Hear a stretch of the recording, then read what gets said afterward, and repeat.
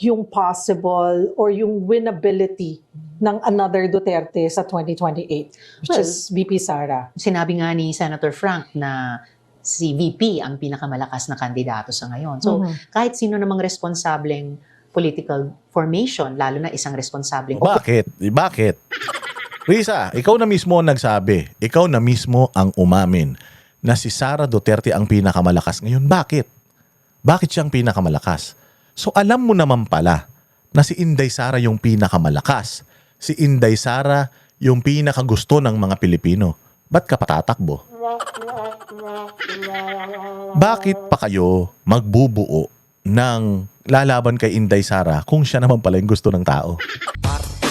Magandang araw mga banateros. Ito na naman ang inyong pinakapaboritong fake news, Pedro sa balat na YouTube post, di at your service. At pasasakitin na naman natin ang mga ulo at ay balong-balong ng puso, isip at kaluluwa ng lahat ng mga salot sa lipunan, lahat ng mga pabigat, lahat ng mga mandarambong, mandurugas, mandurukot, mga umit, mga impacto, mga salot, mga bisit, mga switik, lahat ng mga demonyo, satanas, hudas, barbas, estas dito sa Pilipinas. Kamusta naman ang buhay mga bossing? Panibagong araw, panibagong kwentuhan na naman. At nandito pa rin tayo, buong buo, malayang malaya pa rin na pinapractice, ni-utilize ang kaisa-isang karapatan pang tao na libre. Libre po, ang basic human rights po, or basic human right, ang paglalahad ng mga saloobin, lalong-lalo na sa mga tao, sa gobyerno na sinusweldohan ng tao, ng kampanya, ng bola, ng budol. So normal lamang po na kapag yung mga ipinangako nyo ay hindi ninyo natupad, abay natural lang po na magagalit po ang mga Pilipino sa inyo. Kaya po sinasabihan ko na po kayo, alam kong nanunood kayo.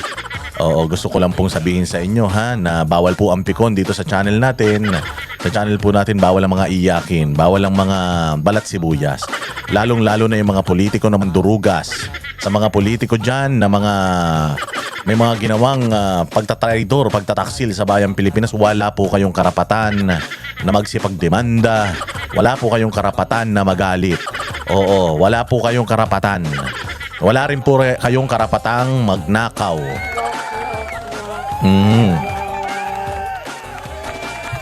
At naku po, eto na nga, kaninang umaga nag-share po tayo, shinare po natin mga bossing yung screenshots ng page ni Master Judea na na-hack na take over na, as in pantakin mo, nangihingi pa ng pera.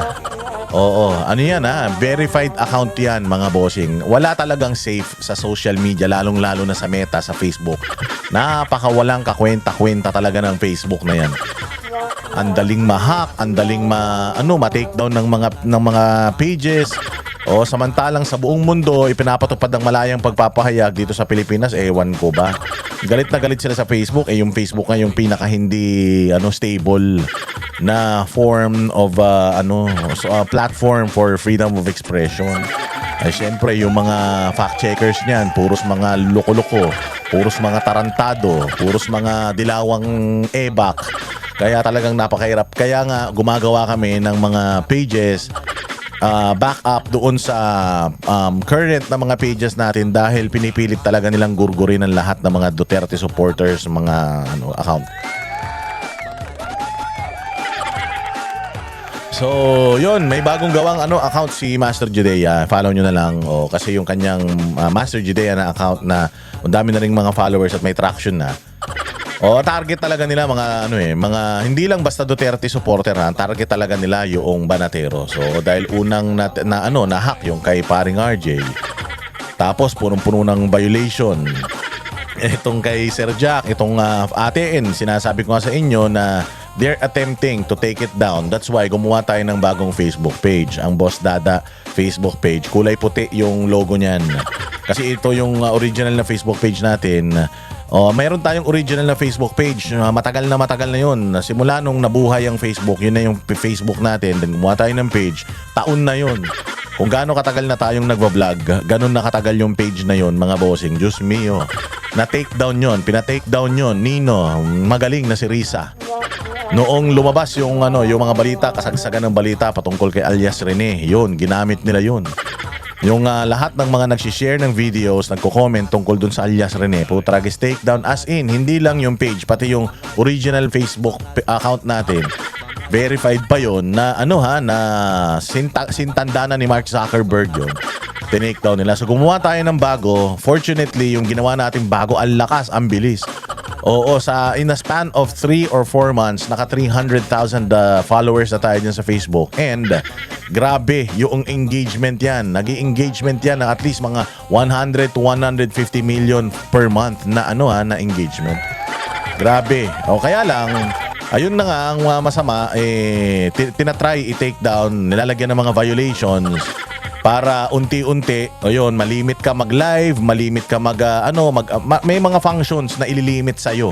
Unang-una na ililimit nila is yung yung mga posts mo, hindi na nila i-recommend, or pagka nag-share kayo ng let's say, i-share mo yung post ko, lalabas doon na parang ganito, ganyan. This page has multiply nag-violate daw tayo multiple times. Oo, so parang mga ganun. So, syempre ikaw, may iiwasan mo nang i-share kasi baka iisipin mo pag shinare mo, baka pati ikaw ma-block. Hindi po totoo yun. Oo, talagang nililimit nila yung mga tao na mag-share ng mga natin, ng mga post natin sa Facebook, lalo na yung mga gawa natin ng mga reels, pagbatikos natin sa mga magnanakaw sa Pilipinas. Ililimit talaga nila yun. Pag shinare mo, may lalabas na pop-up na this page has been tagged as blah blah blah, fake news, ganon. So ikaw, matatakot ka ngayon mag-share. Huwag kayong matakot mag-share. I-share nyo ng i-share. Wala mangyayari sa mga accounts ninyo. Wala mangyayari sa mga accounts ninyo. Kaya mag-alala. Panakot lang nila yan. Hanggat itong page natin ay buhay pa, napapakinabangan pa natin, gamitin natin. Kahit hindi nila inire-recommend, kasi nakita mo talaga, pinatay talaga nila yung engagement ng page Yung page natin, pinatay nila yung engagement. Nag-i-engagement yan ng 150 million per month. Ngayon, pababa na ng pababa yung engagement kasi nga, nakalagay doon sa profile ko na since nag-violate ako, hindi na nila i-offer yung mga video. So you have to go to my page pa in order for you to see yung aking mga yung aking mga posts, yung aking mga status, yung aking mga reels, in order for you to do, kailangan visit nyo talaga yung page. So ganun din sa ating YouTube. Yung YouTube natin, ang lakas niyan dati. At least 100,000 na views yan per upload tayo. Pero talagang nakikita mo na pinaparalisa nila o hindi nila nire-recommend. Makikita mo naman na this video is performing better than usual, pero makikita mo hindi nagtatraction kasi hinaharang ng mga hayop. Nire-report, hinaharang. Kaya nga, ang sinasabi ko sa inyo, mag-follow, mag-subscribe sa lahat ng mga accounts natin. Yan yung isa nating YouTube, yung Boss Dada 2.0. Palakas na rin ang palakas at parami na rin ang paramihan. Yung mga ina-upload natin ng mga videos na mga highlights ng ating mga mahabang vlogs. Yung mga pinaiikli natin na mga vlogs nandiyan per topic. Naku, napaka-komprehensibo niya, napakaganda niyan. Diyan natin ina-upload yan sa Boss Dada 2.0. Panoorin ninyo at i-share ninyo. Lalo na itong page na ito, itong Boss Dada TV. Talagang nililimit nila. Kaya kailangan pumunta kayo. Make it a habit, mga bossing, na paggising nyo, YouTube, puntahan nyo kagad itong ating page. Itong ating YouTube channel, pag napuntahan nyo ito, panoorin nyo kagad yung video tapos i-share nyo kagad para kumalat. Huwag tayong magpapatalo. Kasi lahat ng pera, meron sila Ginagamit nila lahat yan, yung mga kapirahan na yan, para patahimikin. Hindi man sa hindi man sa kaso, hindi man sa death threat, o patahimikin tayo sa social media. Nakahanap na sila ng technique kung paano gagawin yun. Ang technique na nakita nila is magpapakalat sila ng mga balita na medyo maiinis ka, tapos kapag nireaksyonan mo, mafa-flag ka na. Basta ingat lang kayo doon sa mga meron namang ChatGPT, mga bossing. Sa ChatGPT, meron namang free yan Pwede naman kayong mag-post. Halimbawa, itong picture na ito gusto nyong i-post sa social media at gusto nyong malaman kung legit ba ito, hindi ba ito fake news, or hindi ba ito fake image. Ilagay nyo sa ChatGPT, grab nyo, i-paste nyo doon, then ask, totoo ba itong statement na ito ng politiko na ito. Lalabas naman yun sa ChatGPT kung hindi or totoo. Pag lumabas sa ChatGPT or any Gemini or any AI na ginagamit ninyo, lalabas yun doon kung totoo o hindi. Pag totoo, pwede nyong i-post. Pero pag hindi, ingat kayo. Kasi pain yan. Pagka pinost mo yung hindi yung hindi verified na na image or statement, yari diyan na nila aatakihin yung iyong pahina. Tandaan nyo yung ang ating mga Facebook page verified yan. Itong isang bago natin, ipapa-verify natin yan. Ipapa-verified natin yan. Pero itong ginagamit natin ngayon, verified yan. Even itong YouTube natin, verified yan. Kaya hindi nila basta-basta ma-takedown. Pero nag-a-attempt sila. Kaya nga, nagumagawa kami ng mga alternative na mga pages, alternative na mga channels para if ever ma-takedown ito, tuloy-tuloy pa rin yung ating pagkukontent, tuloy-tuloy pa rin yung boses natin. Kasi the moment na magpa-apekto tayo, the moment na huminto tayo, tapos mga bossing, unboxing. Wala na. Unti-unti tayong mawawala kasi target lahat puro DDS. Unti-unting mawawala sa sirkulasyon yung DDS. Tapos ang offer nila, puro dilawan, puro loyalista. Tapos na, nila, mabibrainwash nila yung mga Pilipino. Kasi nung panahon ng martial law, ang lang noon, ang form of information ng mga tao, dyaryo at saka television at saka radyo lang. So dati, isang kwento lang ang naririnig ng mga tao, kwento lang ng mainstream media, kung ano yung propaganda ng mainstream media, kung sino yung nagbabayad sa mainstream media para i-advance yung propaganda nila, yun lang yung naririnig nyo. You are so lucky, we are so lucky that in this generation, merong social media platforms na Facebook, Twitter, TikTok, YouTube at kung ano-ano pa. Merong mga messengers and all, makakagawa ng mga GCs and then such. Napakaswerte natin dahil meron tayong ganitong tool to counter yung propaganda ng mga kurakot sa Pilipinas. Facebook, TikTok, kung ano lang, Twitter. Yan yung nagagamit natin para i-counter yung propaganda ng mainstream media ng mga bayaran. So kung titigil tayo at mamamanipulate nila ang social media, mawawala ang DDS unti-unti, tatama rin na tayong gumawa ng page kasi nakakatamad nga naman. Pinaghirapan mo, pinalakas mo yung page tapos iti-take down lang. O kita mo nangyari kay Banat Bay, tinamad si Banat Bay na mag-Facebook. Kasi nga naman, ang lakas-lakas ng Facebook niya, mag-1 milyon na eh. Ay, 1 milyon mahigit na yung kanyang page tapos biglang lalagyan siya ng violation. Ipinost lang ni Banat Bay yung isang humanitarian work ni humanitarian effort ni Bongo. Mantakin mo na tag siya as nudity. Utangin na niyan, ganon katarantado yung mga yung mga nagmamanage ngayon ng Meta dito sa Pilipinas. Kaya wala, pag napagod ka, sayang naman yung boses mo. Kaya sinasabi ko kay Byron, kay Banat Bay, mapagod boss, gawa ka ulit ng bago, magsisimula sa maliit, lalaki ulit yan. Importante talaga yung boses natin. Pag unti-unti tayong nawala, natakot tayo sa mga kaso, natakot tayo sa mga death threat, natakot tayo sa mga bashing ng mga troll. Wala. Pag ganun na nangyari, wala na tayong boses. Pag wala na tayong boses, wala na. Mamumuno na lahat ng mga magnanakaw at kawatan sa Pilipinas. Nandito nga tayong ingay-ingay nga natin magnanakaw pa rin sila, lalo na pag tumahimik tayo. Manonormalize yung paggawa ng krimen ng mga nasa gobyerno. Diba? Kaya yun ang importante, wag tayong mapapagod. Wag tayong mapapagod mga bossing. Kasi pag the moment na napagod tayo, tapos na. Wala na tayong aasahan pa sa kinabukasan. Ayan. Siyempre, dito muna tayo magsimula na tayo para marami tayong mapag-usapan. Dito tayo sa may matinding interview. Si Risa Ontiveros, umamin na mga bossing si Risa Ontiveros na talagang malakas si Inday Sara. Ayan, panoorin natin to mga bossing at ating reaksyonan itong video na ito. Pasok! Kaalaman na sa Disyembre, iaanunsyo ng oposisyon sa buwan na yan ang kanilang pambato sa pagkapangulo sa 2028 elections.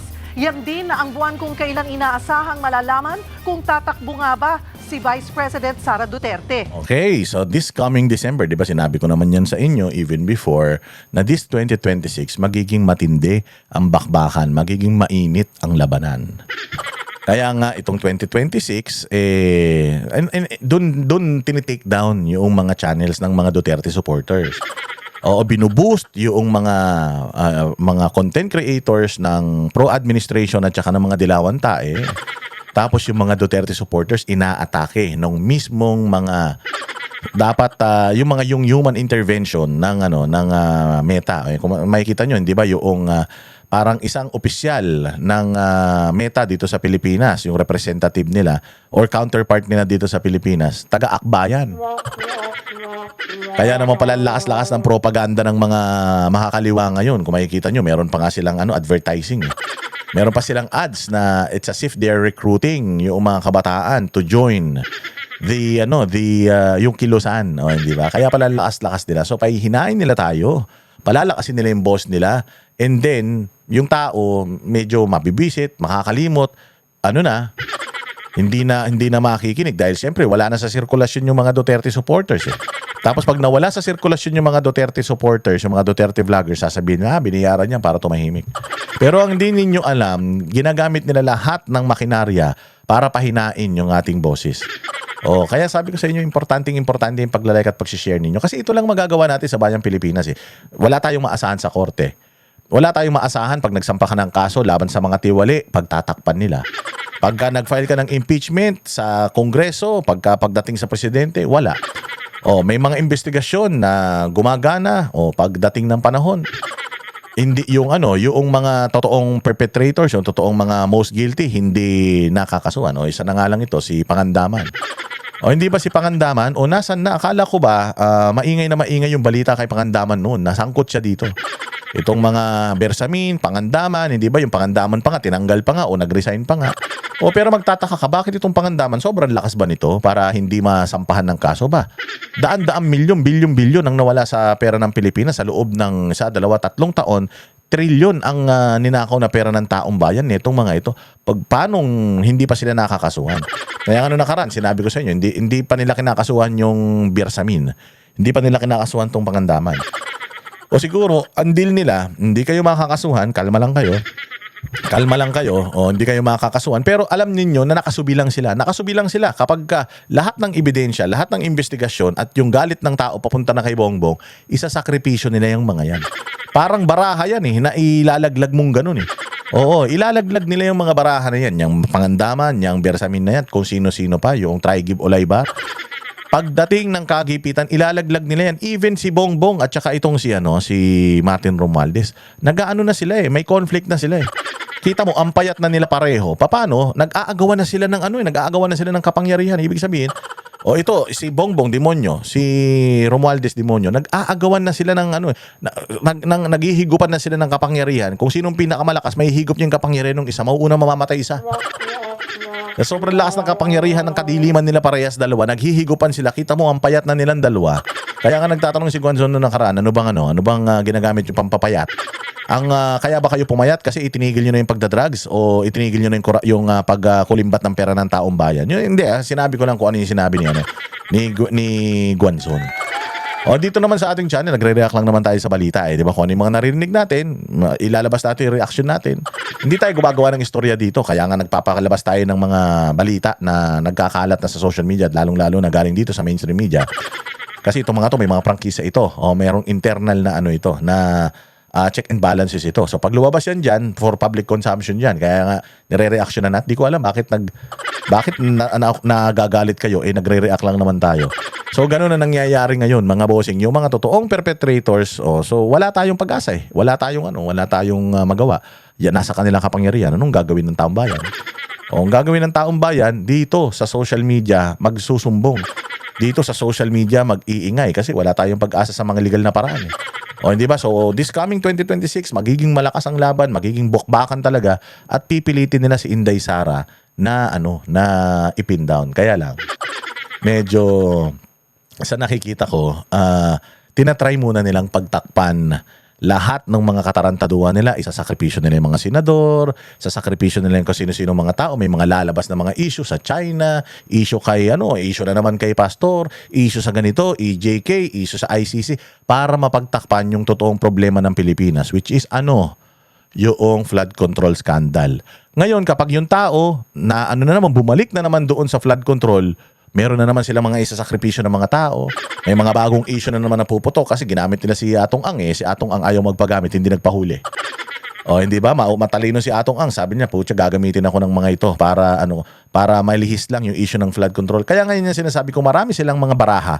At lahat yung mga baraha na yan, pagka dumating yung panahon na panipis na ng panipis yung yung kanilang yung usok na ginagawa nila para hindi makita yung flood control scandal.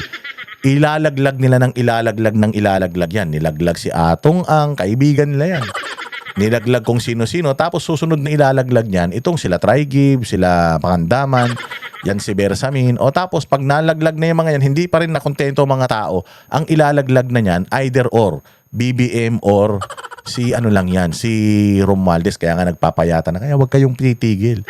Kahit na may mga kinukulong na, inakasuhan na, wag kayong huminto hanggat hindi doon pumupunta doon sa Malacanang at dyan sa pinuno hari ng ng Kongreso, hanggat hindi pumupunta dyan yung investigasyon sa mga tao na yan, hanggat di nakakasuhan ng mga yan, wag tayong hihinto. Narito ang report. Malayo pa pero mainit na ang 2028 presidential elections. Ang nilulutong United Opposition, sisiguraduhin daw ang tunay na unity. Ayan. So ang United Opposition, so nandito na sila ngayon. This is also a part ng kanilang smokescreen. Paingayin na yung mga kandidato para sa 2028. Si Risa Ontiveros, sabi ko nga sa inyo, meron tong insertion. Hindi niya sinagot yung insertions niya. Again papaliwanag natin, meron lang siyang isa na request, isa lang.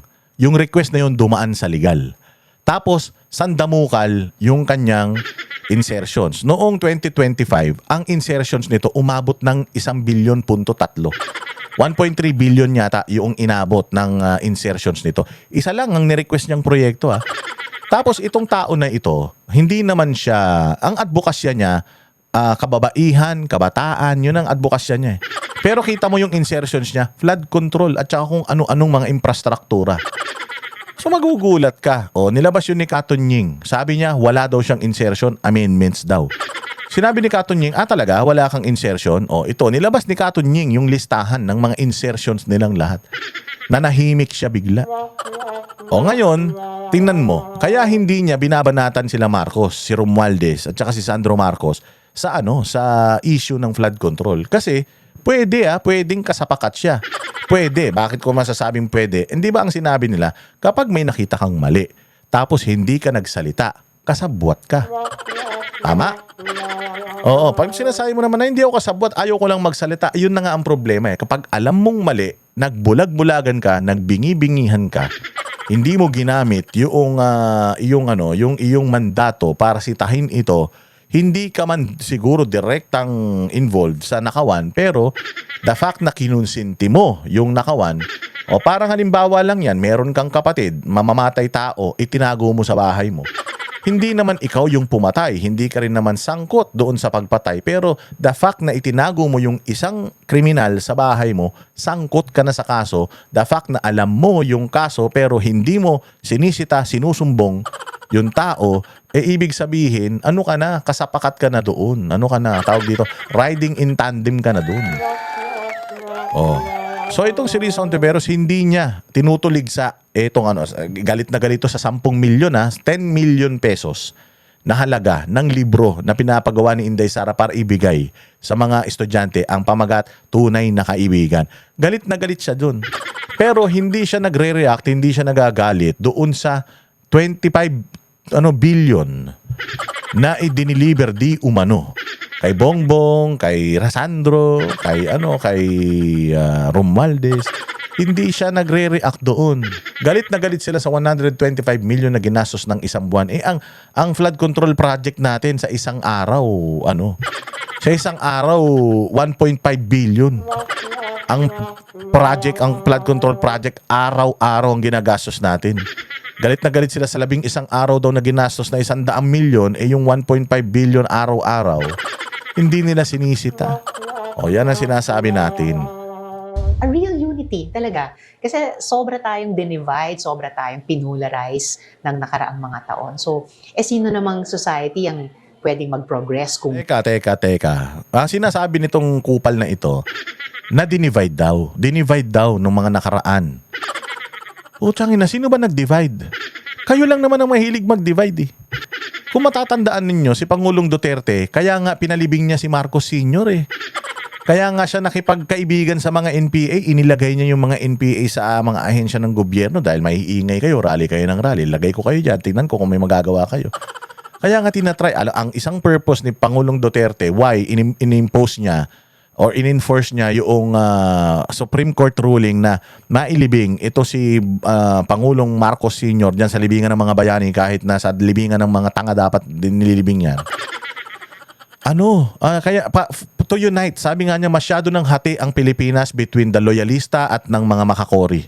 Kaya kailangan, let's bury the hatchet, ilibing na natin yung matanda na dyan, move on na tayo, doon na tayo sa pag-abante ng bayang Pilipinas. Si Pangulong Duterte tried na ipagdikit yan, putyang ina nyo, ayaw nyo.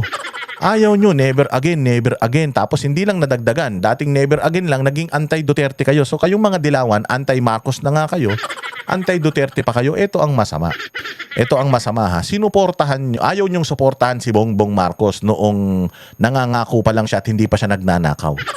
Galit na galit kayo sa kanya nung kampanya, galit na galit kayo kay Marcos. Si Leni Robredo, ang dami sinasabi. Yung mga artista, ang daming sinasabi. Galit daw sila sa martial law, magnanakaw daw ang tatay. Nung hindi pa nagnanakaw si Bongbong ha, galit na sila. Ito problema. Nung nanalo si Bongbong, tapos nagnakaw di umano sa pera ng taong bayan, doon pa nila sinuportahan. Noong wala pang ginagawa yung tao, hindi pa presidente ng Pilipinas, wala pang ginagawang kamalian sa bayan, galit na galit sila. Kulang na lang nila, sinisingil nila sa estate tax, pinasosoli yung kayamanan, naninakaw daw ng tatay, o nung nanalo na at naging magnanakaw, puta hindi na nila sinisingil. Kakampi na nila. So ano to? Kakampi nyo si Bongbong nung magnanakaw na, nung hindi pa siya magnanakaw, kaaway nyo siya. Kaya naman pala kaaway nyo yung mga Duterte kasi hindi sila magnanakaw. Diba? Kasi siguro kung ang mga Duterte nagnakaw, kung ang mga Duterte siguro nagnakaw tas isinare sa mga congressman, sa mga senador, yung ninakaw nila, baka bati kayo, baka DDS na rin kayo ngayon. Pero dahil si Pangulong Duterte hindi nagnakaw, katulad ni Bongbong nung hindi pa siya nanalo, hindi pa siya magnanakaw, galit na galit kayo. Tapos nung nanalo si Bongbong, nagnakaw, di umano. Biglang, ansaya-saya nyo na. BBM na kayo. Suportahan na ang presidente. Utang ina niyan. Nasaan ang pagiging makabayan nyo pagka ganyan? Walang unity na totoong unity. Sinabi yan ni Senator Risa Ontiveros sa panayam ko sa kanya sa programang The Long Take ng One News. Aminado ang senadora na si Vice President Sara Duterte ang pinakamalakas na kalaban sa pagkapangulo sa 2028. Is the opposition po open to support from within the administration, if only to prevent a Sara victory? Wala pang ganung usapan. Kasi nga first things first, kailangan kumbaga ayusin muna namin yung aming bakuran. Yeah. Pag-usapan natin yan. So, ang tanong is, sa tingin nyo ba kayo willing yung kampo nyo, mga dilawan tae, mga pinklawan na mga pinagli sa bugok na itlog, willing ba kayong makipag-usap sa administration to come up with yung totoong alyansa, to come up with a presidential na pwedeng tumalo kay Inday Sara? Sabi niya, wala, hindi pa namin napag-uusapan. Ulul. Sabi ko nga sa'yo, the mere fact na hindi mo sinisita si Bongbong, hindi mo sinisita si Romualdez, hindi mo sinisita si Sandro Marcos sa dami ng kasalanan nila sa di umano na pagnanakaw nila sa bayang Pilipinas. Ibig sabihin, Risa, nagkasundo na kayo. Nagkaisa na kayo. So ngayon, ito ngayon, magkakasundo sila para hindi manalo si Inday Sara. Bakit? Bakit ayaw nilang manalo ang isang Inday Sara? Question. Dahil doon sa 125 million na di umanong yung mga Mary Grace Piatos, yun lang reason nyo? Yun lang ang reason nyo? Kasi, sige, titingnan natin. Okay, pumunta tayo. Sino yung mga kandidato na pwede? So, ang pwedeng kandidato, ito si Risa, na walang nagawa. Walang nagawa. Tapos, hindi pa to pwedeng manalo. Sinabi nga nito Pasio Sa 12 na senatorial balls, puta pang 12 ka, muntik ka pang malaglag. Paano ka mananalo kay Inday Sara? Mantakin mo, hindi ka nakakuha ng solid na 14 million votes. Hindi ka nakakuha ng 14 na milyon. Solid na 14 million. Yung boto ng mga dilawan, hindi mo pa nakuha. Ibig sabihin, may mga dilawan na ayaw sa'yo. So ngayon, wala ito, laglag ito. Wala namang napatunayan to Wala. Tingnan nyo kung mas marami pa nga doong batas na nagawa si Robin Padilla kaysa dito Mas makapal pa daw yung makeup niya ito kaysa sa kapal ng papel ng mga nagawa niyang batas O sino pa? Si Raffy Tulfo. Putsang ina, anong mapapatunayan ni Raffy Tulfo? O si Raffy Tulfo hindi naging mayor. Ito si Risa Ontiveros hindi naging mayor. O si Raffy Tulfo hindi naging mayor. Ang naging sikat lang si Raffy Tulfo, yung ginamit niya yung mga maliliit na issues ng Pilipinas dahil masa, nakaka-relate ang mga tao. Ginamit niya at parang nagpaka-superhero siya. Pero na-expose ang Raffy Tulfo in action na sa mga maliliit na mga kaso lang sila maingay. Sa mga malalaki, pag malalaking mga personalidad na yung involved doon sa mga isinusumbong sa kanila, tikom na yung bibig nila. Therefore, nagpakalupon lang sila sa barangay.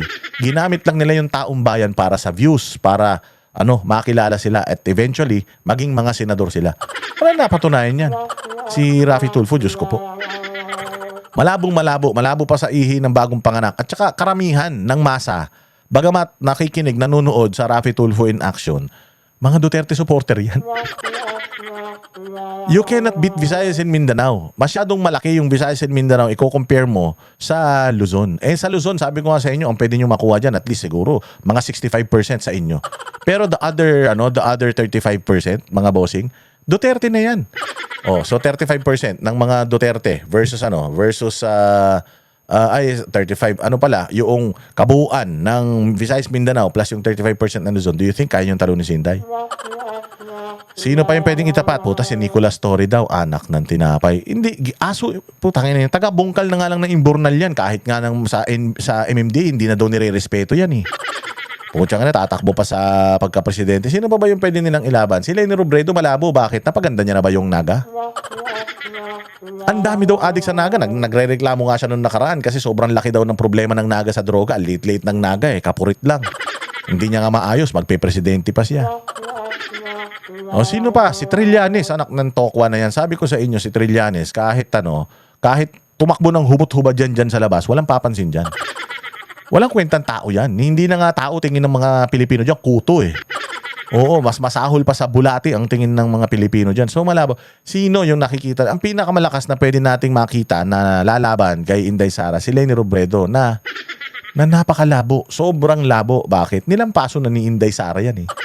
Noong nakaraang yung numero ng boto ni Inday Sara, pinakamalaki yun eh na nakuha ng isang politiko sa Pilipinas eh. Kaya nga nakakuha si Bongbong ng 31 million dahil kay BP Sara eh. So wala talagang may kasabi nila, kapag si Leni Robredo daw ay tinanggap o kaya ito si Ontiveros tinanggap si Pangulong Duterte Pangulong Marcos as his Vice President. Puta na mananalo. Ang tanong, aabot pa ba sa 2028 yan? Kita mo nga nangangayayat na. Walang Diyo naman talaga. So, ewan ko. Tsaka bakit ayaw nila kay Inday Sara? Yun, bumalik tayo doon sa tanong. Bakit ayaw nila? Bakit nagtutulong-tulong sila laban kay Inday Sara? Dahil lang doon sa Mary Grace Piatos, ang babaw nyo naman. Dahil lang doon sa sinasabi nyong 125 million na ginastos ng 11 araw. Tingnan mo lahat ng mga kandidato na yan. Meron ba silang mga resibo sa mga gandang nagawa nila sa bayang Pilipinas? Pumunta ka ng Davao. Sabi ko nga sa inyo, pumunta kayo ng Davao. Tingnan nyo gano'ng kaganda palengke, gano'ng karami ang mall, ang dami ng mga kondominium, kaya nga medyo traffic na kasi talagang maunlad na. At saka talagang nagko-coexist yung mga tao dyan kahit anong mga relihiyon, kahit anong mga paksyon, maayos na naninirahan yung mga tao dyan at may system na sila dyan sa Davao City. So kung ako, na gustong-gusto ko ng Davao, tapos ang naglinis ng Davao, mga Duterte, kung tatakbo sila, wala akong ibang iboboto kundi sila. Why? Nangangarap tayo na yung mga lugar natin maging parang Davao eh. Hindi ba, nung panahon ni Pangulong Duterte, yung buong Pilipinas parang naging Davao. Nagkaroon tayo ng 888. Kung matatandaan nyo, pag tumawag kang 888, talagang may sasagot sa'yo. Nawala ang red tape. Yung mga pupunta ka sa mga ahensya ng gobyerno, nakasimangot yung mga tao. Papipilain ka ng mahaba, pababalik-balikin ka. Pucha yan, sinolusyonan lahat ni Pangulong Duterte yan. Naging livable ang buong Pilipinas, naging parang Davao ang buong Pilipinas because may resibo si Pangulong Duterte nung binoto natin siya. Si Inday Sara may resibo eh. Nag-isa rin siya sa mga nagpaganda ng Davao at balita ko mas mahigpit pa siya kay Pangulong Duterte. So bakit ayaw natin kay Inday Sara? O baka naman ayaw lang natin kay Inday kasi uubusin ang lahi ng mga komunista. Dahil ito po ba ay recognizing yung possible or yung winnability ng another Duterte sa 2028, which is VP Sara. Sinabi nga ni Senator Frank na si VP ang pinakamalakas na kandidato sa ngayon. So, kahit sino namang responsableng political formation, lalo na isang responsabling Bakit? Bakit? Risa, ikaw na mismo ang nagsabi, ikaw na mismo ang umamin na si Sara Duterte ang pinakamalakas ngayon. Bakit? Bakit siyang pinakamalakas? So alam mo naman pala na si Inday Sara yung pinakamalakas. Si Inday Sara yung pinakagusto ng mga Pilipino. Ba't ka patatakbo? Bakit pa kayo magbubuo ng lalaban kay Inday Sara kung siya naman pala yung gusto ng tao? Di ba? Sentido komon. Di ba? Siya naman pala yung pinakamalakas eh. Kung magkakaroon pala ng eleksyon ngayon, siya mananalo eh. Siya pala gusto ng tao eh. Bakit ayaw nyo sa kanya? So, wala na. Nag-concede na si Risa. Tsaka ito yung confirmation ng sinasabi ni Inday Sara na the reason why I have an impeachment, the reason why kahit hindi ako nagsasalita, laman ako ng mga content ng mga vlog nila is because I'm the strongest candidate or possible candidate for 2028. Therefore, yung mga kaso, reklamo, propaganda against me, politika, hindi naman talaga sila naghahanap ng hustisya. Makukuha lang naman nila yung hustisya kung wala ng Duterte sa gobyerno. Kung pag naipakulong na nila lahat ng mga Duterte dahil may isa sa katuparan na nila lahat ng mga balak nilang masama sa Pilipinas dahil yung mga Duterte tinik sa lalamunan ng mga dorobo sa Pilipinas yan eh. So umamin na si Risa Ontiveros na if she's the woman to beat, ibig sabihin, alam nyo na lahat ng mga Pilipino gusto si Inday Sara. So you're acknowledging it. Kasi ako, naniniwala ako, kung alimbawa ako si Risa Ontiveros, total propagandista naman, sasabihin ko na, if mangyayari bukas ang eleksyon, mananalo si Inday Sara, ay hindi. Kung mangyayari bukas ang eleksyon at tatakbo si Leni Robredo, tatalunin ni Leni yan. Kasi ang pangit nangyari sa administrasyon nila ni Bongbong eh. Binigyan mo na siya ng pagkakataon para makaupo sa posisyon, pero basura yung nangyari sa Pilipinas eh. Not because of Inday Sara, but because of Bongbong. So if you cannot, sabi nga nila, kung ako lang to kung gagamitin ko lang yung utak ko sa pagsagot dito sa tanong na to, sasabihin ko lang na if she as Vice President cannot, straighten up o hindi niya maplantsa yung utak ni Bongbong, paano niya mapapaganda Pilipinas kung isang tao di niya pa mapasunod? Alam mo, gaganunin ko lang yun eh. Sasabihin ko na hindi, ayaw na ng tao dyan. Ayaw na ng tao dyan kasi kung sa tingin ng Pilipino ngayon, bagsak ang trust rating ng presidente, dahil, tandem yan, unity yan eh. Dalawa sila dyan. Whatever happens to the Philippines from 2022 until 2028, kasalanan niya nilang pareho dahil taga-gobyerno sila eh. Alam mo yung mga ganun sagot, mahina ka eh, Risa Ontiveros, inamin mo kaagad din na si Inday Sara talaga eh. Ang pinakamalakas na kandidato eh. Bagiging pinakamalakas na kandidato lang yan kung nagtitiwala tao sa kanya. So inamin mo dito nagtitiwala tao, lumayas ka na. posisyon, kailangan realistically take note kami ng mga ganyang challenges. Those are the kinds of candidacies na we will be competing against. So kailangan up to the standards kami. Nanindigan si So up to the standards. So ibig sabihin, the standards they are trying to reach and break is the Inday Sara and Duterte standards. Tangina, patay kayo. Wala kayo nun eh. Kasi, tinan mo, kahit magsanib puwersa kayo, sabi ko nga sa inyo, magsanib puwersa kayo, mag-usap si Pacquiao, si sino ba to? Si Robredo, si Villar, hindi pala Villar. Basta mag-usap-usap lahat ng mga posibleng itatapat ninyo o posibleng kumalaban kay Inday at mamili kayo ng isa. Titingnan pa rin ng tao yan sa resibo. Anong nagawa mo sa probinsya mo? O kung si Leni Robredo yung nanalo, anong ginawa mo sa Naga? Anong nabago sa Naga nung naging mayor ka? 3 taon yan. Kasi it all boils down to anong meron sa Davao.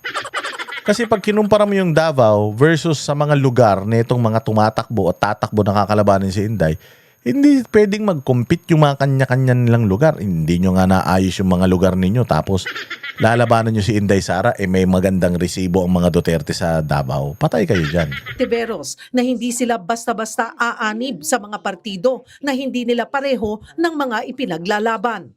Anong common values po yung sa tingin yung non-negotiable para sa inyo? Good governance, transparency and accountability. Kaya Good governance, transparency, and accountability. Ma'am, tandaan mo may kaso ka. Kaso, hindi. Mayroong chismis sa'yo. Chismis hindi ko alam kung totoo yan o hindi. May chismis sa'yo na kinatkong mo daw yung pera ng PhilHealth. O anong transparency at good governance yan? May chismis pa sa'yo na yung mga testigo sa Pharmally. Inaano mo daw, binabayaran mo daw. So, yan ba yung good governance? O meron pang isa, yung kay alias Rene na kinasuhan nyo. Sinabi rin niya, binabayaran mo daw siya para mag-testify against kay Pastor Apollo Kibuloy. No, aside from that, itong mga insertions mo. Tapos yung affiliations mo pa sa mga left-leaning organizations. Asan ang transparency dyan? Asan ang good governance dyan? Hindi ka nga naging effective na senador. So lahat ng qualities na sinasabi mo, wala sa iyo. Wala sa inyo. Good governance. Putang ina nyo, wala nga kayong pinatunayang good governance noong mga panahon ninyo. Naging presidente si Pinoy, anong nagawa sa Pilipinas? Wala. Naging presidente si Marcos, anong nagawa sa Pilipinas? Wala. Kung sinasabi mong good governance, kung meron man dito sa Pilipinas, may nagawa. Pinakamalaking nagawa. Pagsamahin mo lahat ng presidente, Pinoy, Erap, Ramos, Gloria, si Aquino, si Marcos, nilagpasan ni Pangulong Duterte yan ng 6 na taon lang. Nang tinapay kayo. yung anti-corruption, ang lakas sa amin. Anti-corruption, ang lakas sa inyo. Paano anti-corruption malakas sa inyo? Corrupt ka nga daw. Si Leila de Lima sa DOJ, may dinispalko daw pera, di umano. Ikaw daw, di umano, meron ka rin daw kinatkong na pera sa PhilHealth na hindi mo pa binabalik. Anong anti-corruption kayo? Hindi kayo anti-corruption. Part kayo ng corruption. Sabi ko nga sa inyo, nagiging part kayo ng corruption kapag kayong corruption, hindi ninyo head-on na binabangga. Si Bongbong, di umano, nagnakaw. Si Romualdez, si Sandro, nagnakaw. At hindi nyo binabangga, hindi nyo mabanggit yung mga pangalan niyan. Di ibig sabihin, kasabwat kayo dyan. Tapos economic reforms din. Sa ngayon, Economic reforms? Alam mo sa ekonomiya, sayaw ka lang na sayaw na Zumba. Alam mo sa ekonomiya, sayaw ka lang na sayaw na Santo Niño. Alam mo sa ekonomiya. Economics yarn. hindi pa raw sila bumubuo ng koalisyon sa iba't ibang partido at wala pa rin namang nag-aalok sa kanila. Pero meron na raw silang timeline sa pagpili ng kanilang standard bearer para sa 2028 presidential elections. In broad strokes, may consensus kami na pipili kami ng aming common candidate by, say, end of this year. And gagawin namin sa pamamagitan ng mga surveys at iba't iba pang mga instruments. Makailang beses nang sinabi ng senadora na bukas siyang maging pambato ng oposisyon. Pero may kondisyon. Isa pang bukas tumakbong Pangulo ay si Senador Bam Aquino. Utang ina, sa tingin nyo, maluloko nyo pa yung tao. Magnanakaw si Marcos. Binoto natin yung anak. Putang ina, nagnakaw din. Si Pinoy, walang silbi. Puros computer lang daw ng computer yan. Di umano. Tapos may tumatakbo na namang isang Aquino. So tingin ninyo sa ginawa ni Bongbong Marcos, dapat bumoto pa ng mga Aquino at Marcos ang mga Pilipino? Inan yan. Ito yung sinasabi natin. The reason why nag-number 3. Number 3 to Ito itong mokong na to. Tandaan ninyo noong 2025, hindi pumapasok sa sa 15 sa survey. Tapos biglang nag-number 3. Kaya nag-number 3 yan. Kaya nag-number 3 yan kasi ganito. Nakatatak na sa utak ng mga Pilipino that when a Marcos fail, an Aquino will rise. Nung napatalsik si Marcos Sr., si Cory yung parang naging savior ng Pilipinas. So gusto nila ganun ulit mangyari dahil kawatan ito si Bongbong di umano. Ang gusto nilang mangyari, maibalik yung nakaraan na Aquino ang mag-aayos ng Pilipinas. Gago, lalong gumulo Pilipinas nung umupo si Cory Aquino, pinagsasasabi nyo. Anong kapasidad nito? Anong kakayanan nito? Diyos ko po. Sabi nga nila, dinaya lang daw ng Comelec kaya nanalo ito, tsaka si Pangilinan eh. Tapos ine-expect nyo, tatalunin ito si Inday. Tangina niya. Paano nangyari yun sa banda? Hindi nga tumakbo to noong 2022 elections ng pagkasenador kasi alam niya bulok ang ang papel nila basang-basa na sa tao Tumakbo nga yan ngayon 2025 hindi na sa partido ng mga dilawan at saka ng mga pinklawan. Tapos nanalo lang ngayon nag-number 3. Gusto niyo ng Gusto niyo nang gawing presidente? Anak ng tinapay. Hindi nito tatalunin si Bongo at saka si Senator Robin. Nag-number 1 yun Parehas na nag-number 1 yun. Mantakin mo Paano mo sasabihin na hindi mananalo si Inday Sara? Noong 2022, number 1 na senador si Robin. Noong 2025, number 1 na senador si Bongo. So, ibig sabihin, majority ng mga Pilipino, ang boto, Duterte pa rin. Maka Duterte yung mga nag-number 1 back to back. Nag-number 1 na ba si Risa? Nag-number 1 na ba to? Walang pag-asa tong mga to. Diyos mio, anong nagawa nito kundi mag-computer? Kabilang si Aquino sa mga speaker sa ikinakasang prayer rally sa EDSA Shrine sa February 22. Kamakailan, nag-reunion ang opposition leaders. Kasama dyan ang mga naging pambato nila noong 2022 na sina dating Vice President at ngayon Naga Mayor Leni Robredo, pati na si Senador Kiko Pangilinan. Nauna nang sinabi ni Robredo na wala siyang planong tumakbong presidente sa 2028. Alam yan. Kung walang alam si Bongbong, mas lalong walang alam yan. Walang prinsipyo Walang prinsipyo Okay man lang sana na, di ba kalaban mo si Bongbong noong 2022, dahil mo masasakit na sinabi sa kanya, okay lang sana na galit ka pa rin sa kanya hanggang ngayon Pero hindi kabati mo na siya. Wala ka na sa posisyon, natalo ka na lahat, hindi ka patatakbo sa 2028, kamo tapos makamarcos ka. Di sana pinanindigan mo na lang yung pagiging galit mo sa kanya. Bagamat merong mga humihikayat sa kanya na sumubok muli. Sa kabila niyan, nag-post online si Robredo na nanghihikayat na dumalo sa kick-off. Tang ina niyan, awit at aksyon, kontra korupsyon, putang ina niyan. Alam mo, ang kontra korupsyon, kulam. Kulam, sumpa, kidlat, lindol. Yan ang kontra-korupsyon. Pucha yan. Hindi yung awit at aksyon. Putangin na nyo. Ang dami nyong alam. Of concert ng awit at aksyon kontra korupsyon sa Quezon City Memorial Circle sa February 21. Samantala si Vice President Sara Duterte naman, dati na ring nagsabi na sa Disyembre niya rin kukumpirmahin ang pagtakbo niya sa presidential election. Tatakbo na yan. Tatakbo na yan because meron siyang kaso sa ombudsman Ang ombudsman, walang authority over an impeachable official. Once si Inday Sara mawala sa power, magkakaroon na ng authority ang ombudsman sa kanya bilang former government employee na siya or official siya. So, pwede na siyang ipakulong ni Boying Rimulya. Lalo na kung yung kaso plunder, no bail yan, pwede na siyang ipakulong ni Boying.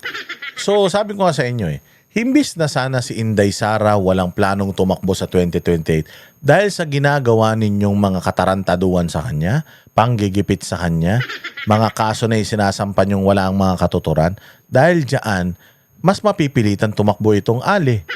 At sigurado pag tumakbo to, mananalo to. Kasi nung 2022, kung naging presidente to, baka more than 32 million pa yung boto na nakuha niya so ang problema ngayon, pag nanalo to, putang ina, umalis na kayo lahat sa Pilipinas kasi iisa-isahin kayo nito.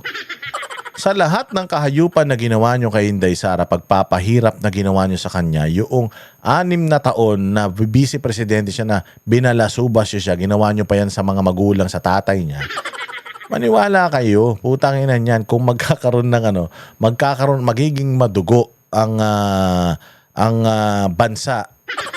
Sigurado ako, pag nanalo si Inday Sara, magiging madugo talaga. Bakit? lahat ng mga kawatan, magnanakaw, adik, sigurado ako lilipulin yan. I think for a presidential candidate, the perfect time to decide would be December of 2026, the year before filing ng candidacy. Ayan, nako. Exciting ito, mga bossing. Exciting ito dahil exciting talaga dahil nga, alam mo na, siyempre, si Inday Sara, mga ngampanya tayo. Sabi ko nga sa inyo, hindi naman tayo empleyado ng mga yan, hindi naman tayo pinapasweldo ng mga yan. Na-appreciate lang nila yung effort na ginagawa natin kasi kahit hindi tayo bayad, kahit na wala namang ipinapangako sa atin na anything in return sa lahat ng mga ginagawa natin para sa kanila, na-appreciate nila tayo. Kaya tayo na-i-invite sa mga Thanksgiving.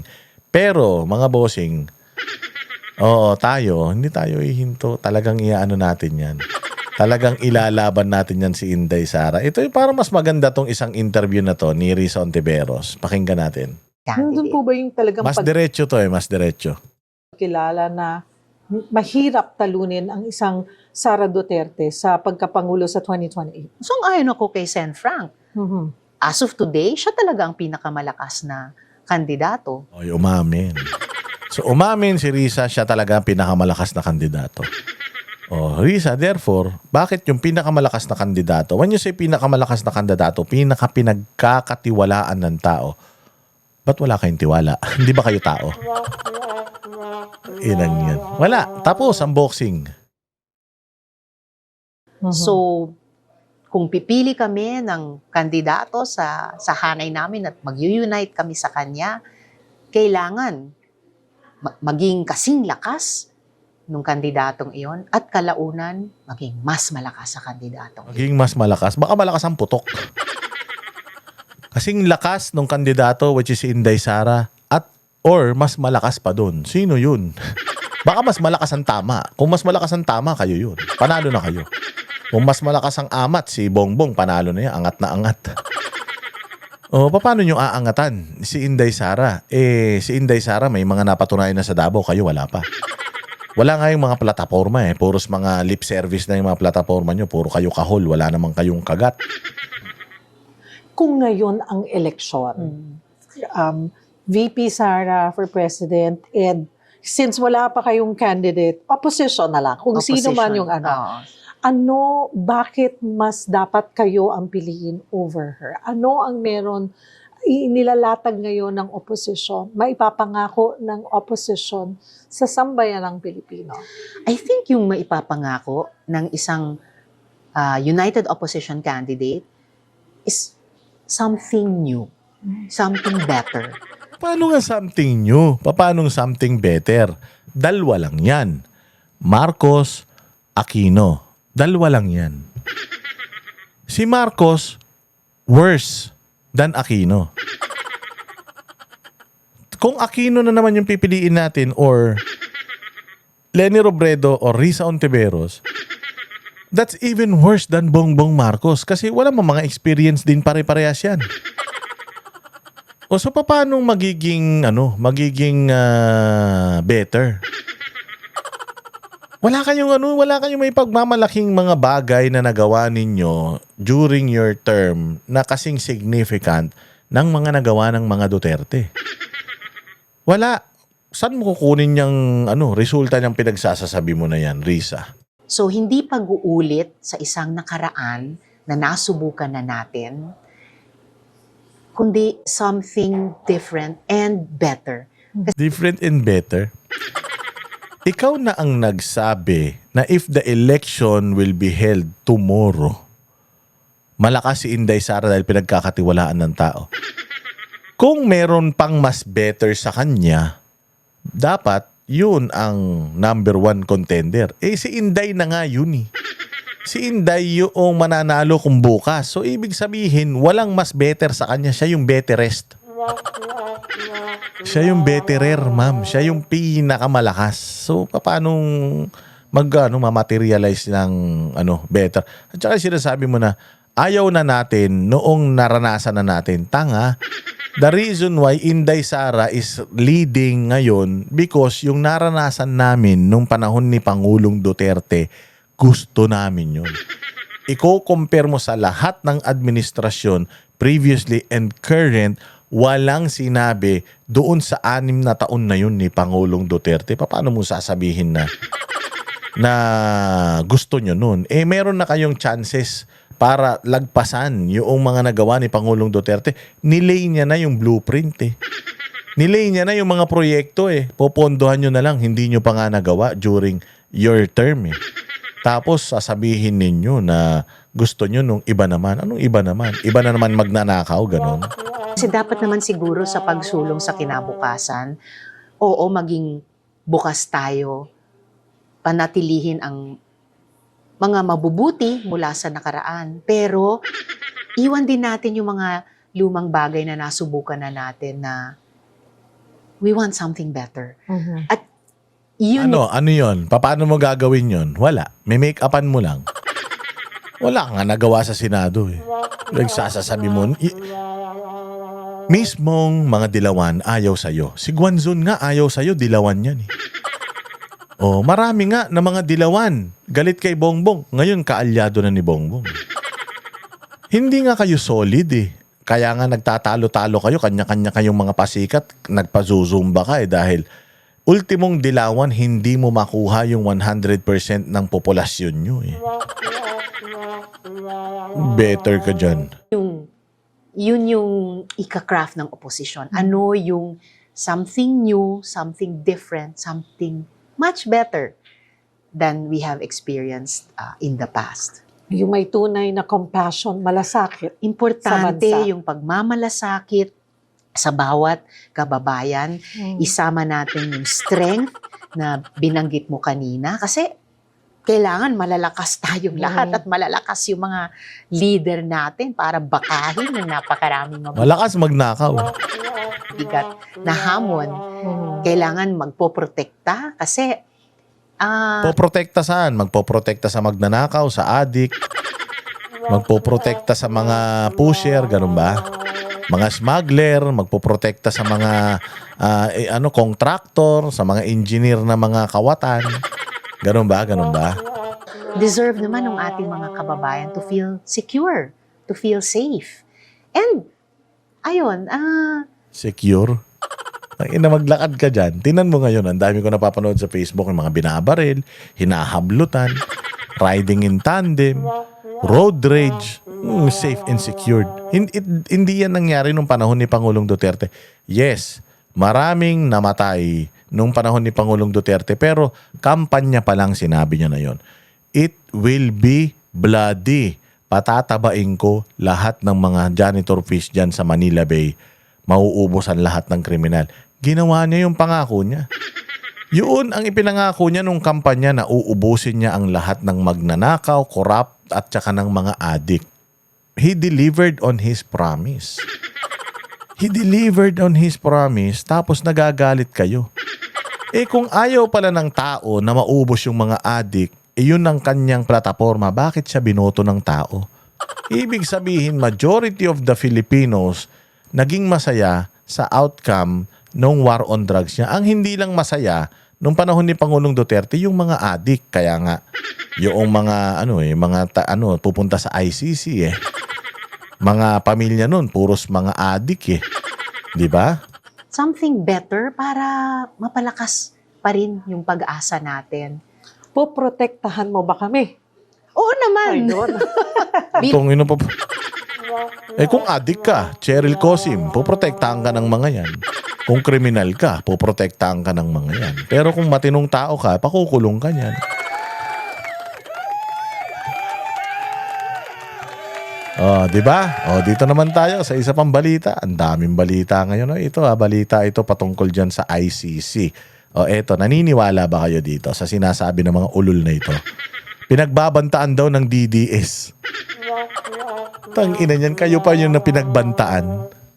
Utang ina, napakarami yung troll army, kayo pa yung pinagbantaan. Anak ng tinapay naman. Sige nga, ano na naman tong pautot ng mga mga pamilya ng mga addict na ito. Pinagbantaan naman noon ng mga taga-suporta ni dating Pangulong Rodrigo Duterte ang delegasyon ng ilang kaanak na mga biktima ng war on drugs. Yan ay bago bumiyahe ang mga kaanak papunta ng The Hague, Netherlands. Wow, ang sarap. Ang sarap ng buhay. Mantakin mo si Kian De Los Santos ba yun? Ginawang santo. Tapos, etong pamilya ng mga biktima daw ng war on drugs na may mga biniktima rin. Pupunta ng Europe, sana all. Tanginan yan, mantakin mo. Nagtinda ka na ng droga, kumita ka na, sinira mo na yung buhay ng mga binentahan mo ng drugs. Tapos, yung pamilya mo, mamamasyal pa sa Europe. Ang galing. Palakpakan. Tanginan, galing talaga. Sarap ng buhay. Dito talaga sa Pilipinas, kapag tiwali ka, blessed ka. #blessed. Para sa confirmation of charges hearing ni Duterte. Nasa frontline ng balitang yan. Pupunta raw sila doon para sa confirmation of charges ni Duterte. Nagsalita na po si Kaufman na hindi a-attend sa any virtual or any form ng confirmation of charges na yan si Pangulong Duterte. Magaling din si Pangulong Duterte kasi syempre, tingnan mo si Bongbong nung nakita ang payat na, putsang inang yan, tuwan-tuwa yung mga Pilipino. Syempre, nangayayat din si Pangulo. Tapos, mahaba na yung buhok. Baka pagpiestahan pa siya. Kaya mautak din Sabi niya, putangin na ninyo. Itong kaso ko na to, wala na pag-asa to. Nandito na ako Tanggap ko na to. Malamang sa malamang, sentensyahan ako dito. Wala akong pakialam. Marami na ako nagawa sa bayang Pilipinas. Mahal ako ng mga Pilipino. Gusto ko namang mawala bilang isang bayani. Kaya ito na siguro yung pagkakataon ko para i-celebrate ako ng mga tao fully. So, ako tanggap ko na yung fate ko na hindi na ako makakalabas dito. Okay lang yan, pakyo kayo. Kala nyo naman, nalulungkot ako. Ang pinakamalungkot lang na part naman ng pagkawala ni Pangulong Duterte doon sa doon sa mismong pamilya sa pamilya lang naman kasi syempre, wala yung tatay nila. Mahal nila yan. Wala na ngayon tatay nila, buong buhay nila dahil nagsisilbi sa bayan, wala nang panahon sa kanila. Kung kailan nagretiro, dapat makakasama na nila, ikinulong pa. Ang hassle lang naman is yung kailangan nilang magpalit-palit papunta ron. Ang layo nun, ang mahal ng ginagastos nila. They had to do it para, para makasama, habang buhay pa yung kanilang tatay, makasama pa nila. And dinadamayan nila doon sa pinagdadaanan ng tatay nila. Pero, you think, si Pangulong Duterte, if let's say, for example, itong mga anak niya, may pagkasundo sa kano, kasi kanuman yan. Kanu lang naman talagang may mga pakana yan. Makipagkasundo sa kano para si Pangulong Duterte palabasin. Do you think haba pa buhay ni Pangulong Duterte kung uuwi siya, malalaman niya na nakipagkasundo yung pamilya niya para lang mapalaya siya, makipagkasundo sa mga nagpakulong sa kanya? Hindi papayag yan, magagalit yan. Baka ikamatay niya pa yung putang ina nyo. Ba't hindi niyo pa ako hinayaang makulong doon? Kaysa naman bumahag ang mga buntot ninyo at nakipagkasundo kayo sa mga yan para mapalabas ako. Okay na ako doon. Si Pangulong Duterte, as far as I know, okay na siya dyan. Kasi sabi nga niya, gusto kong maging bayani. Buhay pa siya. Pinagbubunyi na siya ng tao. And kapag may masamang nangyari kay Pangulong Duterte dyan, babagsak talaga yung ICC na yan. Oo, maniwala kayo. Si Camille Samonte. 6 na araw bago ang confirmation of charges ni dating Pangulong Rodrigo Duterte sa International Criminal Court o ICC sa The Hague, Netherlands. Naghahanda na ang delegation ng ilang kaanak ng mga biktima ng war on drugs. Sa press conference ng Duterte Panagutin Network, sinabi ni ICC Assistant to Counsel Attorney Cristina Conti na maraming biktima ang gustong personal na makanood sa pagdinig lalo't matagal na nila itong Siyempre naman. Putang naman, takin mo libre pasyal. Europe pa? Saan ka pa? Baka nga yung mga pamilya na yan, di pa nakakarating dito sa mga malalapit na bansa sa Asia. Mantakin mo yan. 18-hour trip yan. Baka naka-business class pa yan. Pagdating sa Europe, putya, sarap ng buhay. Kakain sila ng puro tinapay. Hoy, putya, walang kanin dyan. Magpunta nyo dyan, magsibalikan kayo kagad dito, mga yayat kayo. Sanay pa naman kayo sa pakbit at saka sa mga pagpag. hintay. Pero hindi pa man sila nakakaalis ng bansa, may natatanggap na raw silang mga pagbabanta mula sa Duterte supporters Ano yung pagbabanta? Hindi na Ano rin yung namin pagbabanta? alam yung emosyon ng mga tao. Ano yung pagbabanta ha? May pagbabanta raw sila natatanggap. Ano yun? Kala ko naman kung ano yung pagbabanta. Ganito itsura ng makikita mo sa dahig. Talagang magbabanta ka eh. Pero nakakakuha kami ng sentimiento na hindi welcome ang mga biktima, hindi welcome ang mga abogado ng biktima sa The Hague. Lalo na sa mga lugar na idineklara na nila na Duterte Street. Tangang putanginan to. Bobo talaga putangin. Anong gusto mo? Anong gusto mo? Yung mga abogado, kalaban, yung mga biktima di umano, pupunta ron, makikikain sa kanila. Tanga. Binabalaan na nga kayo na wag na lang kayong pumunta rito kasi pag nagpunta kayo rito, gulo yan. Tangina, hindi pagbabanta yun. Sinasabihan lang kayo, babala yun. Hindi yung pagbabanta. Hindi kayo welcome dito. Alam mo, putangin na. Twisted talaga yung narrative ninyo eh. Ang pagbabanta, yung puta, humanda kayo. Pag nakita namin kayo, gugulpihin namin kayo rito.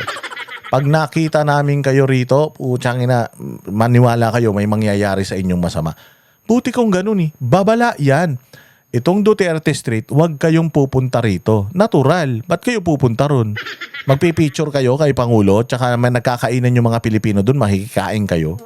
Kakapal naman ng mga pagmumukha nyo. Duterte Street nga, tas pupunta kayo ron. Tangina nyo. Ano gusto nyo away? Nananahimik sila dun eh, na nagpipiknik-piknik araw-araw. Dinadamayan nila si Pangulong Duterte, sinasamahan nila araw-araw eh. Kahit sa labas lang sila eh. Tapos pupunta kayo ron, gulo yan. Babala yun. Huwag kayong pupunta rito, Duterte Street. Kung gusto nyo, magtayo kayo ng Bongbong Marcos Street. O pag nagtayo kayo ng BBM Street, di rin naman kayo pipigilan kasi malayang nakakapagpahayag yung mga tao dyan sa Europe eh. Anong banta doon? Hindi banta yun, babala yun. Babae na to, pangit na, tanga pa. Duterte Park na parang hindi daw yon, hindi welcome ang mga quote-unquote, akala nila sinasabi nilang anti-Duterte. Naghahanda na rin daw sila sa mga pambabash online. Inaasahan daw nilang may mga bayarang troll na aatake sa susunod na linggo kasabay Sinong magbabayad? Lagi kayo nagsasabi ng bayarang troll, bayarang troll. Sino? Sino nagbabayad? Yung 125 million na sinasabi niyong ninakaw ni Inday, do you think kayang ipambayad sa mga vlogger? Do you think? Ang merong bayarang troll, kayo. May pondo kayo eh. May pondo kayo kung kani-kaninong mga mga magnanakaw sa flood control di umano eh. Si Bongbong madaming binabayaran ng mga troll army. Hindi kami, yung mga bumabati ko sa inyo katulad ako, wala kaming bayad kay Inday. Tangina, joy nga lang natanggap ko nung Pasko eh. Christmas party nga eh. Pucha, joy dishwashing liquid lang natanggap ko nung bayad doon. Walang hiya, partida pa yan ha. Hindi pa kami binabayaran. Ganito na kami katapang. Di lalo na pag sinweldoan kami ng mga Duterte na yan. Di. Tayo na, baka doon kami sa loob ng bahay nyo mismo mag-content. Nakita mo si Conti pag gising, nagko-content ako sa tabi niya o nagla-live ako sa tabi niya. Ay nang yan. Wala pang bayad tong mga Duterte vlogger. Masigasig na kami. Lalo na kung susweldoan kami naman, hindi masaya. Kung susweldoan kami naman, hindi mas ganda. Ang inang yan, sinong hindi tatanggi sa sweldo, prinsipyo mo naman, parehas pa rin. Antakin mo, ang prinsipyo ko nasa bayan, tapos susweldohan ako sa ginagawa ko, di ang saya. Ba't hindi ko ipagmamalaki yun? Putang ina, pagmamalaki ko yun. Kung halimbawa, binabayaran ako ni Inday sa ginagawa ko, binabayaran ako ni Mayor, binabayaran ako ni Pulong, putang ina, pagmamalaki yun, may sweldohan ako ni Pulong, close kami. Ipagyayabang ko pa kung magkano. Ainan yan, bakit ko ikakahiya yun kung talagang binabayaran kami hindi eh. Ayun na, pupunta nga kami sa Davao. Sabi ko nga sa inyo, pucha, muntik kaming hindi makumpletong magpunta sa Davao dahil pinautang lang yung iba sa amin, pinautang lang ni Banat Bay para makapunta kami sa Davao eh. Sinasabi nyo may bayaran. Tanginan nyo, mga loko-loko kayo. ng confirmation of charges hearing ni Duterte na magsisimula sa February 23. Posible raw na magharap ang prosecutor ng 2 testigo na may kinalaman sa pagpapatupad ng war on drugs. Matatandaan na ang self-confessed Davao Death Squad hitman na si Edgar Matobato at dating Police Colonel Chief Royina Garma ang Tignan mo, ito nakakatawa. Ito nakakatawa. Ang testigo kay Pangulong Duterte, ito si Garma may murder case. Si Matobato, marami ding kaso. O, tang-ina niyan. Sabi ko nga, mantakin mo, yung matanda, walang kaso sa Pilipinas. Tapos itong mga testigo, yung may mga kaso. Ironic, no? Ang labo. Walang Jew naman yan, oh. Paulat na pwedeng Wanted to, ah. Wanted to for murder dito sa Pilipinas. Ba't hindi nila hinahanap to? Wanted to, bakit nagtitistigo pa dyan? Ba't hindi kinukulong? Ang ina yan ang sinasabi kong double standard sa Pilipinas, eh. tumestigo sa kaso ni Duterte. Pero sabi ni Conti, wala pang inilalabas ang prosecution kung sila ang ihaharap na testigo. Malalaman na lang daw ito sa mismong araw ng confirmation of charges hearing. Sa ngayon, nasa pre-trial stage pa lang ang kaso ni Duterte at posibleng madagdagan pa ang mga tao nakakasuhan at aarestuhin. Nitong weekend, pinalanganan ang 8 kasabwat umano ni Duterte sa war on drugs. Kabilang nga riyan sina Senators Bato de la Rosa at Bongo. Ang sunod na tanong ngayon, kailan maglalabas ng arrest warrant ang ICC laban sa kanila? Una nang iginiit ni Sen. Pro Tempore Ping Lacson na dapat dumaan muna sa local court ang anumang arrest warrant ng isang foreign entity. Muli niya itong pinanindigan sa programang Story Ko ng One News. Dapat mag-issue ng corresponding order yung local judge para ma-implement. Ano na to, established na to. Ganito dapat talaga. Local, para masabi mo na legal, yung pagpapadala sa'yo doon, kailangan may coordination. Hindi lang ng isang tao kasi dito ang nag-coordinate lang, Presidente, si Remulla, si Boying, si John Vic. Sila lang yung mga nag-coordinate eh. Hindi nag-coordinate sa local courts, which is yun may jurisdiction. Oo, pinadala na lang doon ng decision lang nila. Yun nga yung mali. Kailangan, okay man lang yan. Kung halimbawa, itong si Bato at si Bongo ipadala mo doon. Pero dumaan sila sa proseso. Ano yung proseso na yun? Hindi sila i-director doon. Halimbawa, may warrant of arrest, may Interpol, dadaan muna sila dito. And then, yung korte dito yung magdi-decide. O pagka din nag-desisyon yung korte, may motion pa yan hanggang makarating ng Supreme Court. Alam kasi nila na kapag ginamit nila yung sistema niya, yung proseso na yan, hindi nila mapapadala doon si Pangulong Duterte. Minamadali nila na mapadala si Pangulong Duterte doon kasi matanda na nga. O kasi nga, baka mamaya kung dadaan sa sistema na ganito sa local court, kasi syempre local court, lower yan.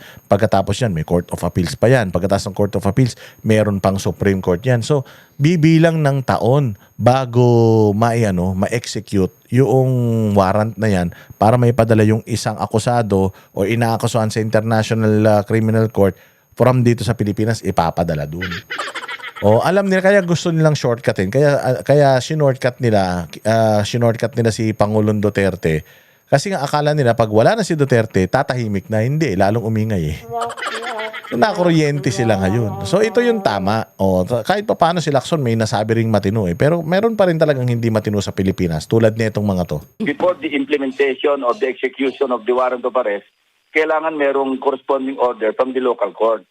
Ganon din ang mga summonses, ano? Pero iba naman ang posisyon ni ICC Accredited Counsel Attorney Gilbert Andres. ICC is not a state, it's an international organization. Yes, sir. Alam ko, abogado ka, mas magaling ka sa akin. Pero yes, ICC is an international organization that doesn't have any jurisdiction over the Philippines. Kahit na sabihin mo na the crime committed, nasa ICC pa tayo, member pa tayo ng ICC. Ngayon nga, hindi na. Therefore, wala na silang control over us. And our government, our courts here in the Philippines will decide whether dapat ba sila doon o dito. Ikaw na nagsabi, it's not it's an entity, international entity.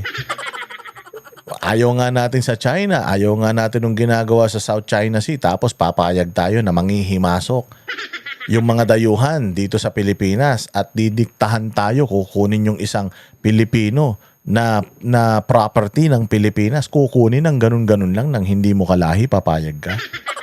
So hindi po papasok doon sa rules on extradition before an international tribunal. Oo nga, hindi papasok doon kung yun ang batas, pero naglabas na nga Supreme Court at sinabi na nga, mayroon na nga request na nakapending pa sa Supreme Court na kailangan dumaan sa local courts. O antayin yung matapos yun. Kapag natapos yun, sinabi ng Supreme Court na pwede, ipadala doon, diretso kagad, o di pwede. Pero hanggat walang desisyon ng Supreme Court, hindi kayo pwede magpadala doon ng mga Pilipino. You una, pwede po siyang i-surrender ng Philippine authorities. Now, Pwedeng isurrender. Nagawa kay Pangulo eh. Pwede, pero ang tanong, legal ba yun o illegal? Illegal po yun. Illegal po yun. Again, sinasabi nga natin na ang ICC papasok yan sa isang bansa na wala ng working legal system. Gumagana naman legal system dito, may demanda nga ako, may DOJ case nga ako. So ibig sabihin, gumagana ang justice system dito. Kung wala palang justice system dito, di sana sa ICC sila nagsampa ng kaso sa akin. Walang hiya kayo talaga. ang naging state practice po, sa naging example po, si Mr. Duterte ay sinurrender nga ng Pilipinas, si Mr. Duterte sa ICC. So baka yung pong pwedeng gawin. Una na ring sinabi ng Malacanang na kapag may warrant of arrest na, dapat yang ipatupad. Ibobo to eh. Kasi si Claire Castro, putangin na walang laman ang utak niyan. Pag kinatok mo nga yung utak niyan, 3 araw na hindi pa natatapos yung echo. Ano yan eh? Kumbaga yung utak niyan, putya hangin. Kaya ngayon, wag mabubutas ang ulo niyan. Pag nabutas ang ulo niyan, lalabas yung hangin. Baka wala ng utak talaga yan. Makita mo, taong grasa na yan. Po kinakailangan magtago kung alam po nila na sila'y walang kasalanan, humarap sila at maging matapang. Yun naman pala eh. Kung walang tinatago si Bongbong, ba't di magpa-drug test? Tanga-tanga talaga to, no? Hindi niya talaga alam na lahat ng sasabihin niya, babalik sa kanya. Kung ikay matapang, wala kayong ginagawang masama, ba't kayo nagtatago? Gago. Eh kung wala, hindi naman pala adik si Bongbong Marcos, bakit hindi siya magpa-drug test? Ganito, nagsasalita ka eh. Hindi mo nga kayang i-apply sa sarili niyo yan. Nagbabalita mula sa frontline. Walang hiya Wilson talaga to Monte, si News walang 5. hiya talaga to si Claire Castro eh. Pinaglihi talaga to sa Pinaglihi talaga to sa baong walang laman eh. Walang due talaga. O tingnan nga natin yung kalakaran ng Davao Death Squad daw. Ano yung Davao Death Squad na yan? Naging alkalde hanggang sa pagkapangulo. Kakabit na ng pamumuno ni FPRRD ang kontrobersya mula Davao Death Squad hanggang War on Drugs na naging sanhi para siya ay mapusasan at ilipad pa ibang bansa. Ngayong pinangalanan ng kanyang mga kaalyado bilang kapwa-akusado, balikan natin kung ano ang naging kalakaran sa ilalim ng kanyang liderato. Narito ang Agenda Weekend Report ni Hannah T. Alam ng mga pulis natin, Your Honor, Mr. Chair, na patayin, may reward kung mamatay. Ayan yung sinabi ni Espinido. Patayin tapos may reward. Ang tanong, magkano yung reward na nakuha mo? Kasi isa lang siya. Sinasabi niya, patayin, may reward. Ito kasi meron silang meron silang hawak dito eh sa tao na to, kaya bumaliktad diyan eh. But ito yung pumatay ng pumatay dun sa Albuera mayor, yung sa mayor ng yung mga drug lord na mayor eh. Ito yung pulis na pumatay ron eh. Hindi ba? So ngayon, sinasabi niya na kapag pumatay, may nasa rules yun. Meron ba kayong kasulatan tungkol doon? Meron ba email? Kasi hearsay yan kapag sinabi mo na wala kang ebidensya. Kasi pinabulaanan niya ng ibang general eh. Kasi alam ko general din to eh, si Espinido eh. Nagsalita siya, sinabi niya meron. Ilang generals yung pinatawag dyan? Sabi wala. Kanino kayo maniniwala? Sa isa o sa 5? Yung nasa watchlist, may reward system yon ang ibigay. Your Honor, Mr. Chair, maski may kasalanan yon o wala, may ginawa na totoong nabaybas o wala. Dati na ring lumitaw ang isang police officer para kumpirmahin ang di umano'y reward system sa mga pulis kapag may pinapatay sila. As early as 2009, pinansinan ng international group na Human Rights Watch na kailangang maimbestigahan ang nagngangalang Davao Death Squad. Yun, kailangan maimbestigahan yung Davao Death Squad. Ang question, may nakasuhan ba? Since 2009, sino ang commissioner ng human rights dyan? Ang commissioner ng human rights, si Leila de Lima. Ilang taon yon na iniimbestigahan yan ng Human Rights Watch sa tulong ni Leila de Lima. Ilang beses, ang tagal niya na dyan sa Davao na nag-gather ng evidence para mapatunayan na may Davao Death Squad. Natapos siyang maging commissioner, naging DOJ secretary siya for how many years? Buong panahon ni Pinoy, siyang DOJ secretary. Nakapag-case build-up siya tungkol sa DDS? Wala. Nakapagsampa siya ng kaso, may nakuha siyang ebidensya tungkol sa sa DDS, wala. Siya mismo umamin sa Senate na walang tao na gustong magsalita or makapagpapatunay na totoo yung Davao Death Squad. Wala. Sinabi niya mismo. Tapos pagkatapos niyang maging DOJ secretary, naging senador pa siya. Yung period na yon, yung period of time na yon, siguro more or less mga 10 taon yan. For 10 years na you are trying to find evidence, build up ng case para sa DDS. Nasa inyong kapangyarihan, nasa inyong pondo, nasa inyong makinarya, hindi nyo nagawa. Tapos ngayon, papaniwalain nyo kami na totoo yan. Anak ng tinapay yan. Walang ganyan. Kung meron yan, di sana noon pa nakapagsampa na kayo ng kaso. Nabisto na nga kayo sa Senado eh. Na puro lang kayo halhal, puro lang kayo bintang, wala kayong ebidensya eh. Ang tagal mong CHR, ang tagal mong DOJ, ang tagal mong senador. Congressman ka na ngayon, wala ka pa rin na isasampang kaso, ni isa kay Pangulong Duterte tungkol dyan sa Davao Death Squad na yan. Style bulok. Isang grupong umano'y responsable sa targeted killings sa Mindanao, kabilang ang sa Davao City. Naniwala ang grupong hindi random ang pagkamatay ng mga biktima nito at sangkot pa mismo ang mga pulis habang suportado raw ito ng mga opisyal ng gobyerno. Base naman sa tala ng ICC, 1980s pa raw may common plan ang nasabing grupo. Ang grupo raw ay hindi basta rogue vigilantes, kundi may malinaw na hierarchy at command structure kung saan kinakailangan muna ng approval bago isagawa ang pagpatay. Ang mga target ay karaniwang pinaghihinalaang drug pushers o users o petty criminals gaya ng mga magnanakaw. Mismong si dating Pangulong Rodrigo Duterte na rin ang kalaunay nagsabing si Senator Bato de la Rosa na nooy PNP chief ay bahagi nito. Lahat itong sa right side ko, dumaan ito ng Chief of Police, Police Director. Puro commander ng death squad yan. Yung isang senador, yan ang nakaupo dyan, si Senator de la Rosa.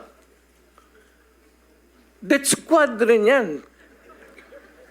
Because they were police directors handling the controlling crimes in the city. Sinabi rin ni FBI. Hindi niya sinabing Davao Death Squad. Sinabi niya Death Squad. Na talagang Death Squad kayo. Kasi nga, authority kayo. You have the authority to kill yung enemy and yung mga law breakers. Death Squad yun.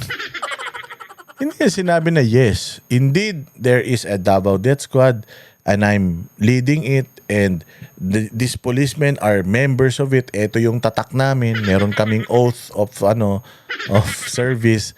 Walang ganun na inamin si Pangulo. Kayo naman, ito naman bilyonaryo, paka-fake news naman nito. RRD sa isang Senate hearing na inutusan niya ang mga pulis na i-provoke ang umano'y mga sospek para manlaban at nang sa gano'y may dahilan daw ang mga pulis para patayin sila. Pero sa ilang mga panayam, itinanggi ni De La Rosa ang pagiging bahagi ng Davao Death Squad. Habang sigo, muli naman hinalungkat ng netizens ang video niyang ito na naghahayag din umano ng reward system.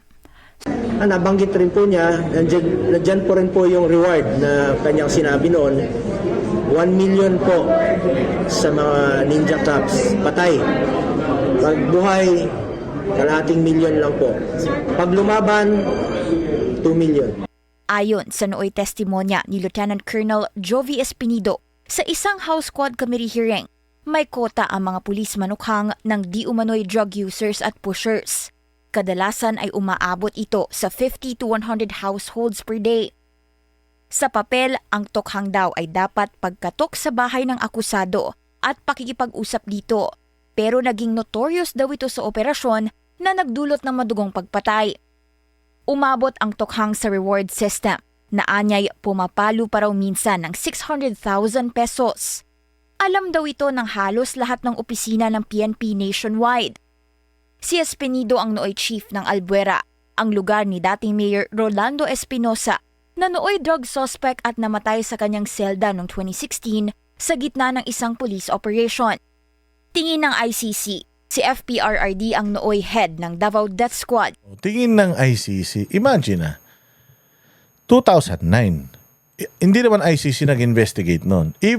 Mga Pilipino na yung nag-imbestiga. Wala silang nakita. Wala silang nakitang affiliations, walang nakitang, as in wala talaga. Wala na isampang kaso. As in wala. Walang na isampang kaso dito, tapos biglang may isampang kaso doon. Tapos, duda nila. Siya talaga, duda.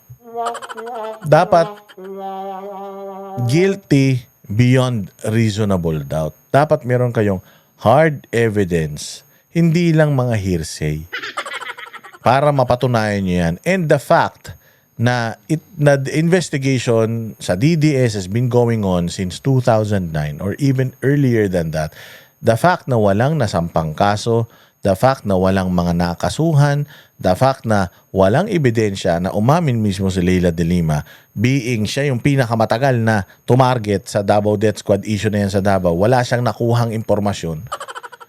Anong impormasyon na makukuha ng ICC? So wala yan. Again, this is all politics. Ginagawa lang nila ito for optics. And para malihis ang issue, ang focus natin sa flood control scandal. Yan lang. Binuksan ulit yung ICC na yan. Pupunta pa, magpapa-excursion pa sila. Magkakaroon pa ng away dyan sa dahig. Magtatapatan pa yung mga yan. Oo, dahil gusto nilang tumaba si Bongbong at saka si Romualdez na naman at makatakas sa kanilang liability sa pinakamalaking pagnanakaw na ginawa sa bayang Pilipinas. Di umano. Ayan mga bossing, maraming salamat sa inyong pagpatnubay. Naway nagustuhan ninyo ang ating mahabang diskusyon. Maraming salamat sa inyo at magkita-kita po tayo ulit sa susunod na vlog. Please like, subscribe, and share lahat ng mga contents natin, both TikTok, Facebook, Instagram, and YouTube channels. Maraming salamat po.